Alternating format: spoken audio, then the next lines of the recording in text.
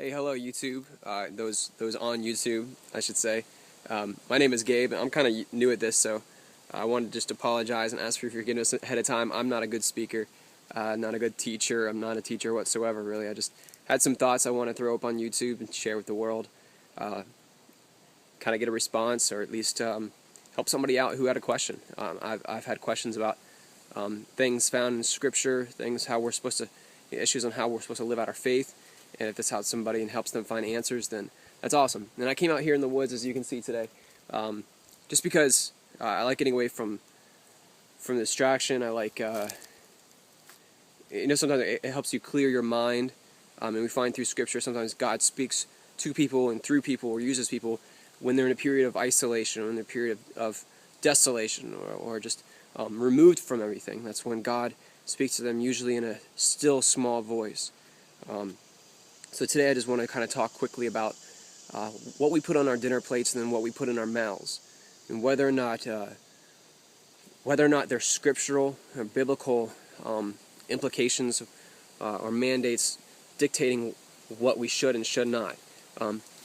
I know there's kind of two different schools of thought. One says, maybe coming from the Jewish side of the house, saying, yes, you are to be careful what you put in your mouth, and you can take it as far as having different sets of china for keeping your meat and dairy products from ever coming in contact with one another.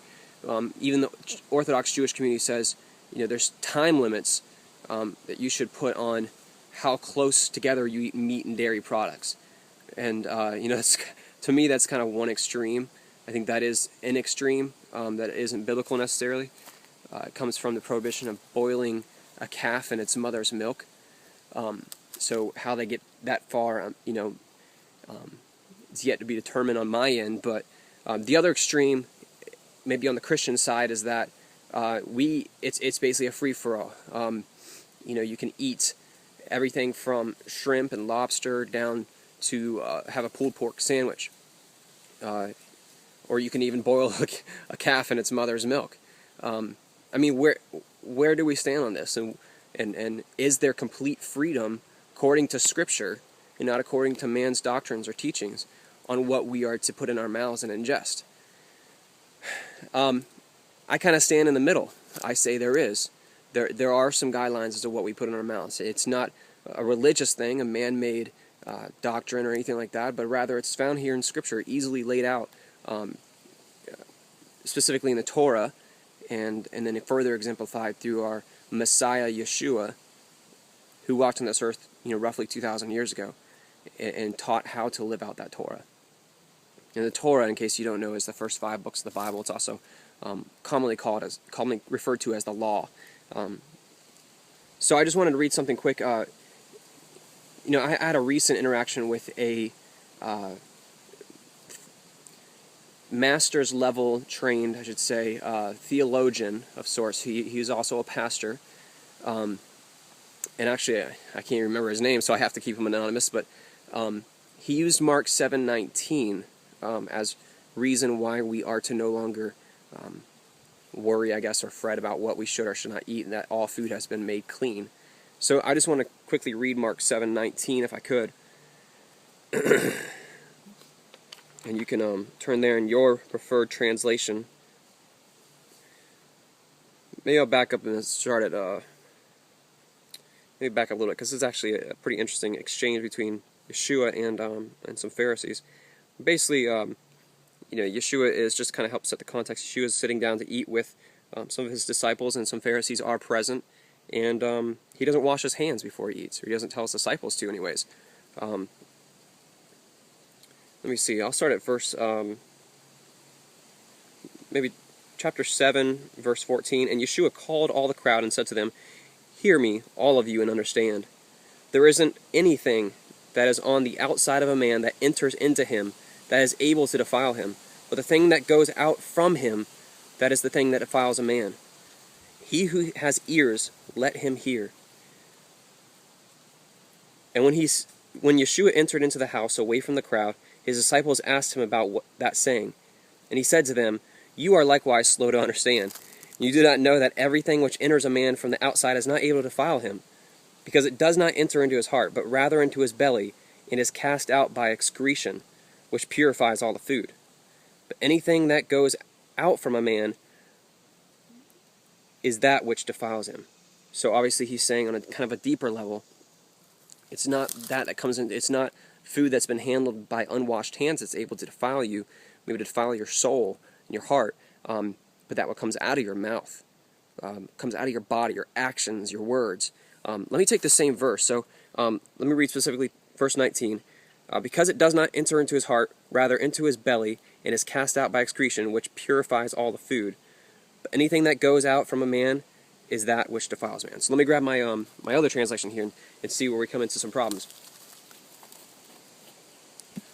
So this is I'm going to read Mark 7:19 and NIV, which is obviously a semi-newer translation. So just specifically verse 19, let me find this. For it does not go into his heart, but into his stomach, and then out of his body. And here we start a parenthetical statement which says, in saying this, Jesus declared all foods clean. See, that's a pretty big jump there. We always have a problem between these two different translations. One says it just purifies all foods, like the body is just purifying all foods. And then this is going on to say, inserting, if you will, that he declared all foods clean. So which is it? I mean, does Jesus have the authority? I mean, just trying to play devil's advocate, does Jesus have the authority to say, oh, well, all the kosher laws in the Torah are now null and void? By saying this, you guys need to understand that I'm making all food clean. So let's go have a shrimp boil or something like that. I don't believe he's saying that. But this prominent church leader, I should say, definitely believed that. And so, we were talking about this. He said that the parenthetical statement is kind of implied in the Greek, which is kind of interesting, because Yeshua didn't speak Greek, but nor was that verse written in Greek. So, I guess my first question leads me to Deuteronomy chapter 2, verse. Let me back. Deuteronomy 4, verse 2. Let me turn to it in my NIV just because I don't have another translation out here as far as the Torah goes, but so Deuteronomy 4 and verse 2, and let's see if we run into some problems here with Yeshua declaring all foods clean, because this is important. I'll start at verse 1. Hear now, O Israel, the decrees and the laws I'm about to teach you, speaking of the Torah. Follow them so that you may live and may go and take possession of the land that the Lord, the God of your fathers, is giving you. And do not add to what I command you, and do not subtract from it, but keep the commands of the Lord your God that I give you. So that's pretty serious. I don't know. I would kind of take it to mean that if someone came along, regardless of the time span that has elapsed since that command was given, and they disregard that command, and they subtract from any of the words of the Torah, that they are breaking that command, and thus being subjecting themselves to sin, or in other words, being a sinner. That's definitely a disqualifying factor for being Messiah. And also, we could quickly turn to Deuteronomy 13, see what we have here. If a prophet or one who foretells by dreams appears among you and announces to you a miraculous sign or wonder, and if the sign or wonder of which he has spoken takes place, and he says, let us follow other gods, and let us worship them, you must not listen to the words of that prophet or dreamer. The Lord your God is testing you to find out whether you love him with all your heart and all your soul. It is the Lord your God you must follow, and him you must revere. Keep his commands and obey him. Serve him and hold fast to him. That prophet or dreamer must be put to death, because he's preached rebellion against the Lord your God, who brought you out of the land of Egypt and redeemed you from the land of slavery. He has tried to turn you from the way of the Lord, in which your God commanded you to follow. You must purge the evil from among you. So we also run into another problem there. So we have two problems with Yeshua saying that all foods are clean. This doesn't add up according to the Torah. And if I were a practicing Jew who knew any lick of the Torah, I would automatically disqualify Yeshua in my mind as being Messiah. So that's a serious problem. Because obviously God's plan for bloodline Jews accepting Yeshua as Messiah is definitely there. So, another interesting thing I like to bring up is in Leviticus 11 it says, it lists out prior to Leviticus 11 it lists out all the foods which are unclean, all the animals that we should not consider as food, and then it says of these animals you should not eat. So that leads me to believe that a Jew in the first century, such as Yeshua, his followers, the Pharisees, wouldn't even consider shrimp or lobster, swine, food. So when Yeshua in Mark 7:19 says, thus purging all food, he's not saying thus purging everything that God created and every animal that God created, and now you can eat it.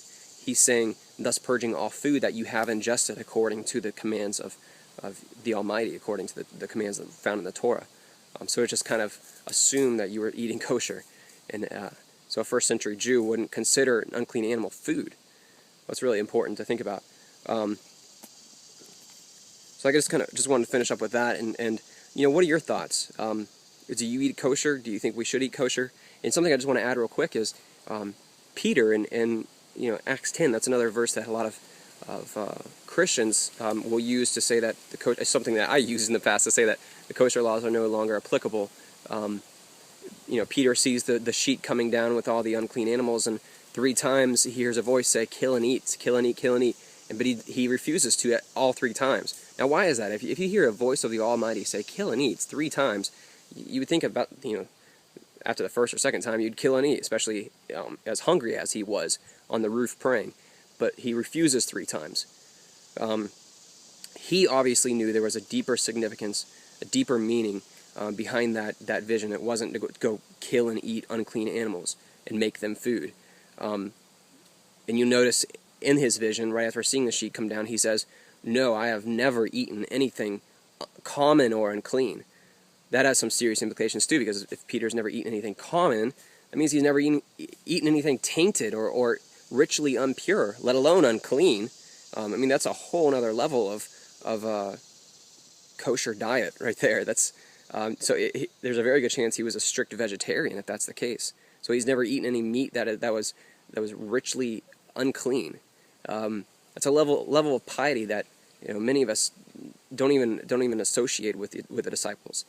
So we run into another problem with this. If Yeshua in Mark 7:19, which I'm not sure how many years earlier that was, if he decides that and declares that all foods are suddenly clean, which he was very kind of candid to say so, if he says they're suddenly clean, why didn't Peter, one of his closest disciples, know about this 5, 10 years, whatever year Acts 10 transpired in? How come Peter did not know about this? Don't you think he would have understood that by then? Right after Yeshua said in Mark 7:19 that all foods are clean, would they start then eating unclean animals? Maybe when they went into the Decapolis, did they start eating swine or something like that? Because those were largely Gentile populated cities. But no, they didn't. No, Yeshua didn't explain to Peter, I made foods unclean, because he didn't. He didn't ever imply that or anything like that. So Peter is either really oblivious, or Yeshua didn't make foods completely clean. Or I should say, he didn't make unclean animals. I made room for my air quotes there. He didn't make unclean animals food, because a first century Jew wouldn't even consider an unclean animal food. Just like I wouldn't consider these trees behind me food. Though they are God's creation, they're not food. All right, well, again, what are your thoughts? I'd love to hear them, and look forward to it. Thanks, guys, for watching.